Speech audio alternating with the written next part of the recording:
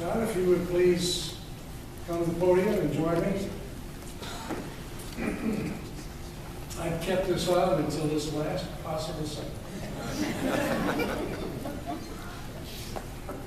John, please raise your right hand and repeat after me. I do solemnly swear carry out the duties and responsibilities of the office of chair. And to uphold the mission of the FSMB to the best of my ability. So help me God. Dr. Thomas, I pass this gavel and this chair's diamond pin to you, symbolizing the importance and the authority of the office. The pin symbolizes the pride of the office.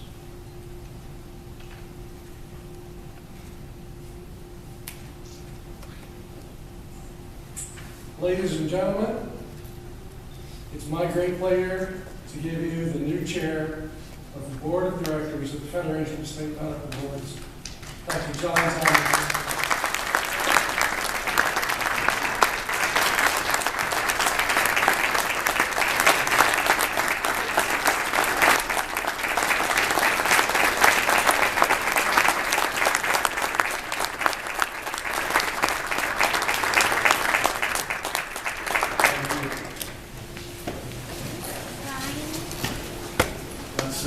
Incredible. Thanks. This evening is bittersweet, and let me take a brief moment to thank all of you for joining us in the face of tragedy and drama that's played out over the last week.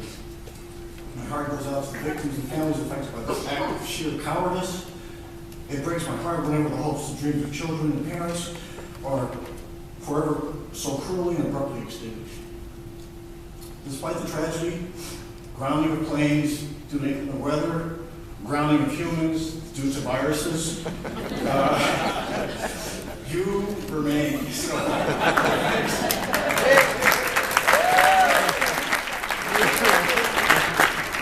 and earlier today, Greg sort of wryly said to me, "Nice party, John." I said, "Greg, my party doesn't start until now. This is Lance's party." But I still fret that we're doing it in Denver, which could mean like Minnesota or 8 feet of snow. So it'll melt quickly. There were 3 times in my life where I felt as comfortable and buoyant as I do tonight. The first was my graduation from medical school. The second was my wedding day. The third was my 50th birthday in February this year.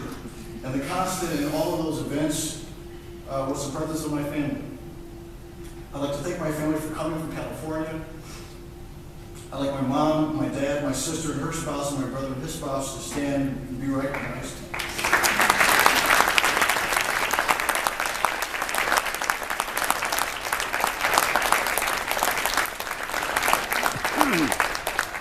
And I could not have come this far without you. A Nobel Prize-winning physicist was asked to contribute to a genius sperm bank. He said, "What are you, nuts? I've got an unemployed rock guitarist and a college dropout at home." I think you are my dad. Of a grocery store in my hometown. I'd also like to publicly thank Mel Siegel. I basically stole Mel Siegel's playbook. He was the founder of our group and led our group for over 30 years. And I now lead our group. He was the chair of the FSMB and had his investiture at this hotel. Wow. Undoubtedly with less excitement. The committee that started USMLE. And more prophetically, over the years, he constantly hammered home to me the point that state medical boards must do more than simply focus on bad doctors if it was going to remain relevant in the future. And so I'd like to publicly thank Mel Siegel as well.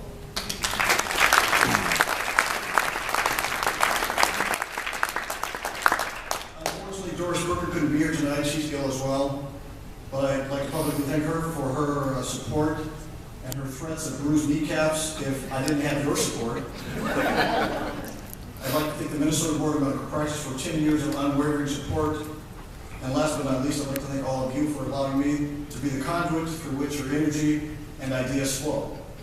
As we meet this evening, we are faced with many challenges, and worrisome trends in healthcare, and at the same time, I believe there are many opportunities. And I'll give you a few examples. Of the 14 member countries of the Organization for Economic Cooperation and Development, OECD, the U.S. spends the most towards healthcare. In fact, Dr. Gold, our planner lecturer, mentioned a figure of 10 times as much as other developed countries. This point was also emphasized by Dr. Weinberger, our Galusha lecturer. Many also lament our World Health Organization ranking with regards to life expectancy and infant mortality.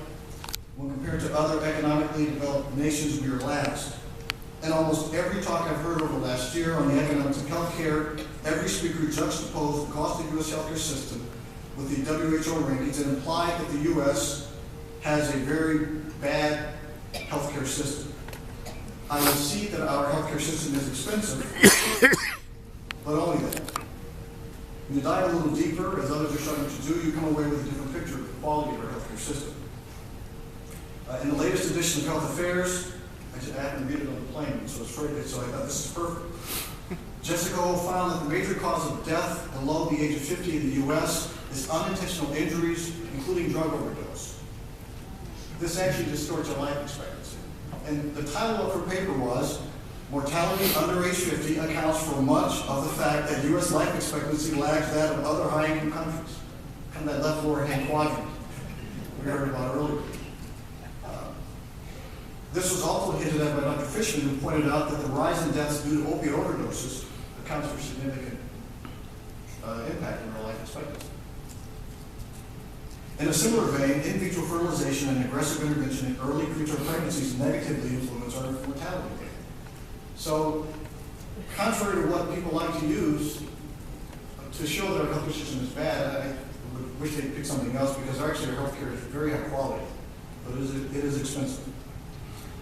So while it's fashionable to point out the wasting problems in our healthcare system, this approach does little to acknowledge the professionalism and commitment of those physicians who work tirelessly in the trenches. Physicians are trained to be compassionate and to do what we can to treat the patient. When I hear about wasting the system with the allegation of excessive ordering of tests, x-rays, and surgery, I have a hard time reconciling that with my reality or the reality of my colleagues. It is not that I disagree that there's waste.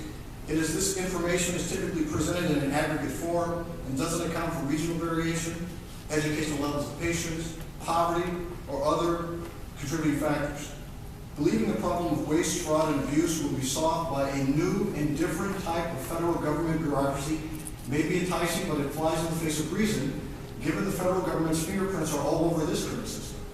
Any real improvement must come organically from the ground up and not the top down. The U.S. healthcare system is currently undergoing changes that are unsustainable. The demographic bulge of baby boomers hitting the Medicare rolls at over 7,000 recipients per day will challenge the system. For every dollar that is contributed to Medicare, the enrollee receives $8 of Medicare service in return. This is unsustainable. Patients are shielded from costs. In fact, the March 4th cover of Time magazine shows a picture of a Tylenol pill which costs 1.5 cents, yet the hospital marks it up 10,000% to about 50, not excluding the charge for the nurse to give the medicine. Physicians are paid per click, and industry lobbies to protect its economic self-interest, and the apparent solution by the federal government to the demographic bulge is a mind-boggling Affordable Care Act, which has the potential to add another 40 to 50 million patients to the system. This, coupled with reduced funding for residency programs, have the potential to exacerbate what many believe are real shortages in key specialties. While we can dicker over the numbers, we are still faced with a challenge. While all of this is happening, we're in the midst of unbelievable technological